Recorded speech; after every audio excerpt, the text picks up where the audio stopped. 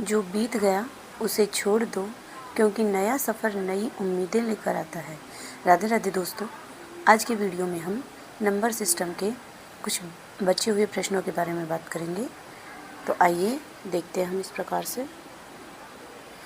आज की क्लास का पहला प्रश्न देखिए, 72 की घात 85 को 29 से भाग देने पर शेष क्या रहेगा। तो देखिए 72 की घात 84 गुणा 72 की घात 1, आधार समान है तो घातें जुड़ जाएंगी। 29 से भाग देंगे तो यहाँ से तो देखिए 72 की घात 28 गुणा 3 84 हो जाएगा गुणा 72 बटे 29। तो ये यहाँ से तो एक शेषफल और 1 की घात 3 तो 1 ही आएगा। यहाँ से तो शेष आ जाएगा 1 गुणा 72 में 29 का भाग देंगे तो यहाँ से 14 शेष आएगा। 1 गुणा 14 14 अतः शेष 14। इस प्रकार से इस प्रश्न का आंसर 14 होगा। 59 की घात 28 को 7 से भाग देने पर शेष क्या रहेगा। तो देखिए 59 की घात 28 बटे 7, 59 की घात 24 गुणा 59 की घात 4। इस प्रकार से लिख सकते हैं, आधार समान है तो घातें जुड़ जाएंगी। 7 से ये भाग देंगे तो यहाँ से तो देखिए इसमें तो 7 का भाग देंगे, यहाँ से तो शेष 1 आ जाएगा गुणा यहाँ से देखिए ये गुण 29 नहीं गुण 60 है, 59 की घात 4। इस प्रकार से तो देखिए ये 4 बार गुणा है, 59 गुणा 59, तो उसको 59 की घात 4 लिख सकते हैं। तो 59 की 1 59 में 7 का भाग देंगे तो शेषफल 3 आएगा। 8 बार भाग जाता है तो 56 आएगा, और 59 और 56 का अंतर 3, तो शेषफल 3 रहेगा। तो एक बार में 3 आएगा, तो 4 बार भाग देंगे तो 3 की घात 4। इस प्रकार से ये शेषफल आएगा। अब देखिए 3 की घात 4 81, 81 को 1 से गुणा करेंगे तो भी 81 रहेगा बटे 7। तो यहाँ से अब शेषफल आएगा, अतः शेष 7 का भाग देंगे तो 4 शेष आएगा। ये इस प्रश्न का आंसर होगा। अगला प्रश्न देखिए, 147 गुणा 52 152 गुणा 101 गुणा 223 बटे 25। 25 का भाग देंगे इन सब में तब शेष। तो देखिए यहाँ से तो माइनस के 3 आ जाएंगे शेष कट के, यहाँ से आ जाएंगे प्लस के 2, यहाँ से आ जाएगा प्लस का 1, यहाँ से आ जाएगा माइनस के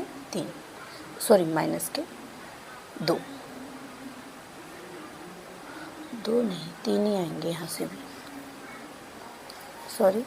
यहाँ से भी माइनस के 2 आएंगे। 225 होता है 9 बार, तो माइनस के 2 आ जाएंगे, 2 घट रहे हैं इसलिए। अब देखिए इनको गुणा करेंगे, -3 और 2 माइनस के 6, 1 से गुणा करेंगे तो माइनस के 6, और माइनस के 2 से गुणा करेंगे तो माइनस प्लस, तो प्लस के 12 बटे 25। अतः शेष कितना आ रहा है, 12 ही रहेगा शेष, 25 का भाग जाएगा नहीं पूरी बार, अतः शेष 12। इस प्रश्न का आंसर 12 होगा। अगला प्रश्न देखिए इस प्रकार से है। तो इस प्रकार के प्रश्नों को देखिए किस प्रकार से सॉल्व करेंगे। हम इन्हें इस प्रकार से लिख सकते हैं, 1/1 गुणा 2 तो 1/2 ही आएगा ये हल करने पर। तो देखिए यहाँ से भी 1/2 ही आ रहा है, प्लस 1/2 माइनस 1/3, इन्हें हल करेंगे तो 1/6 ही आएगा। सबको ऐसे लिख लेंगे, माइनस का आएगा यहाँ पे देखिए,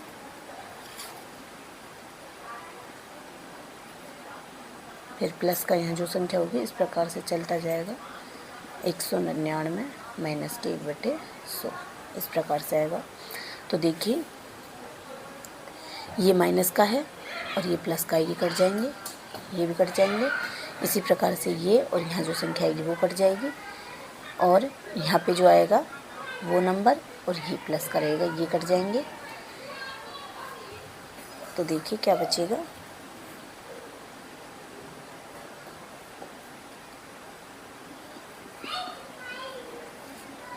100 माइनस 1/100, 99/100 गुणा 1/डिफरेंट।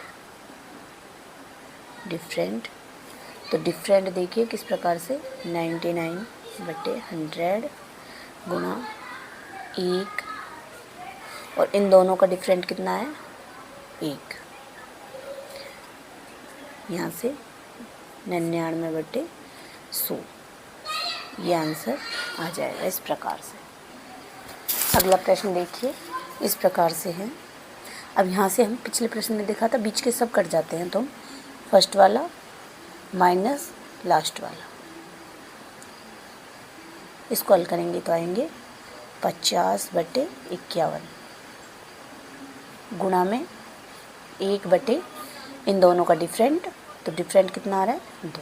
इस प्रकार से यहाँ से देखिए 25 बार, तो 25/51 प्रश्न का आंसर। अगला प्रश्न देखिए, ये इस प्रकार से होगा। तो फर्स्ट वाला 1/2 माइनस लास्ट वाला 1/29, यहाँ से आ जाएगा 27/58 गुणा 1/ इन दोनों का डिफरेंट 3, 9 बार 9/58। इस प्रकार से इस प्रश्न का आंसर ये होगा। अगला प्रश्न देखिए, इस प्रकार से। अब हम इसे 10 का स्क्वायर माइनस 1 का स्क्वायर एक ही होता है, इस प्रकार से लिख सकते हैं। 12 का स्क्वायर माइनस 1 का स्क्वायर प्लस 14 का स्क्वायर माइनस 1 का स्क्वायर प्लस 20 का स्क्वायर माइनस 1 का स्क्वायर। तो a square minus b square, चूँकि a square minus b square बराबर होता है a plus b and a minus b. इस प्रकार से तो हम लिख सकते हैं 1/a प्लस बी, 10 + 1 11 गुणा a माइनस बी 9 प्लस 1/, यहाँ से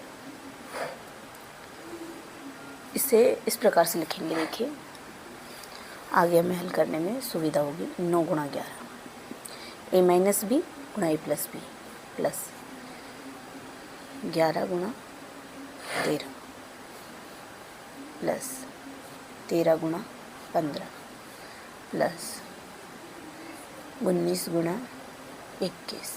तो देखिए वो पिछले प्रश्न वाली जैसी सीरीज बन गई। तो अब हम इसे हल करेंगे। 1/9 गुणा 1/9 फर्स्ट वाला माइनस लास्ट वाला 1/21। इस प्रकार से तो देखिए 63 यहाँ से लघुत्तम आ जाएगा। 7 माइनस 3 4/63। अब गुणा डिफरेंट, इनका डिफरेंट कितना है, डिफरेंस कितना है, 11 में से 9 गए तो 2, तो 1/2 डिफरेंस आ जाएगा। तो 2 को काटेंगे, तो 2 से काटेंगे तो ये 2 बार कट जाएगा। यहाँ से आ जाएगा 2/63। ये इस प्रश्न का आंसर होगा। अगला प्रश्न देखिए इस प्रकार से है। तो अभी से हम करेंगे हल। 1 + 1/2 तो यह आ जाएगा 3/2 गुणा यह आ जाएगा 4/3 गुणा 5/4, फिर ये ऐसे करते हो गुणा 101/100। तो देखिए ये 3 से 3 गए, 4 से 4 गुणा में कट जाएंगे, 5 से यहाँ जो आएगी वो संख्या कट जाएगी, फिर यहाँ पे आएगी जो संख्या का अंश और इसका ये हर, ये कट जाएंगे। तो क्या बचेगा, देखिए सब कट जाएंगे बीच के, तो 101/2 ये इस प्रश्न का फाइनल आंसर होगा इस प्रकार से। अगला प्रश्न देखिए इस प्रकार से। तो इसे हम सॉल्व करेंगे। यहाँ से आ जाएगा 1/2, यहाँ से आ जाएगा 2/3, यहाँ से आ जाएगा 3/4 गुणा इसी प्रकार से यहाँ से 99/100। तो अब देखिए 2 से 2 कट जाएगा, 3 से ये 3 कट जाएगा, 4 से इसका अंश कट जाएगा आगे वाली संख्या का, और फिर जो संख्या यहाँ पे होगी उसका तो हर, और ये 99 अंश में ये भी कट जाएंगे। तो देखिए यहाँ से बचेगा 1/100। ये इस प्रश्न का फाइनल आंसर होगा इस प्रकार से। अगला प्रश्न देखिए, ये अलग तरीके का है, कुछ रह गए प्रश्न। 100 से 600 के बीच ऐसे पूर्णांकों की संख्या कितनी है जो 4 तथा 6 दोनों से विभाजित हों। 100 से और 600 के बीच पूछा है। तो देखिए 101 से 599 तक, तो 4 व 6 का हम एलसीएम लेंगे, लघुत्तम समवर्ती क्या आएगा 12। तो देखिए 101 को 12 से काटेंगे और 599 को भी 12 से काटेंगे। ये कितनी बार जा रहा है भाग, 8 बार 96, और यहाँ से जा रहा है 49। अब इनका अंतर 41। ये इस प्रश्न का आंसर होगा। अगला प्रश्न देखिए, यदि a की घात m की घात n बराबर है a की घात m गुणा n हो तो m का मान बताइए। तो देखिए इस प्रकार से a की घात m की घात n बराबर, ये ब्रैकेट लग रहा है तो घातीय गुणा में है m गुणा n, इस प्रकार से। तो देखिए आधार दोनों तरफ a समान है, तो m की घात n बराबर mn, ये हो जाएगा फॉर्मूला है ये। तो m की घात n बटे इधर से ये m इसके नीचे आ जाएगा बराबर n, इस प्रकार से ये वज्र गुणा होके नीचे आ गया। अब देखिए m की घात n माइनस ये ऊपर जाएगी तो m की घात -1 बन के जाएगी, तो -1 बराबर n। तो हमसे m का मान पूछा है, तो m बराबर n की घात 1/n-1, इससे गुणा करेंगे तो ये तो कट जाएगा, m बचेगा और यहाँ पे ये घात आ जाएगी। इस प्रकार से m का मान n की घात 1/n-1, इस प्रकार से ये आंसर होगा। तो दोस्तों आज की क्लास में इतना ही। लगभग सभी प्रकार के नंबर सिस्टम के प्रश्नों के बारे में हमने चर्चा की है इन कुछ पिछले वीडियोज़ में, और अब आगे की क्लास में हम ज्यामिति पर के सभी टॉपिक्स देखेंगे जो सभी कंपटीशन एग्जाम में आते हैं, उनके बारे में चर्चा करेंगे। तो अगली क्लास हमारी ज्यामिति पर होगी। यदि आपको वीडियोज अच्छी लगती हैं तो लाइक, शेयर, सब्सक्राइब करें। धन्यवाद।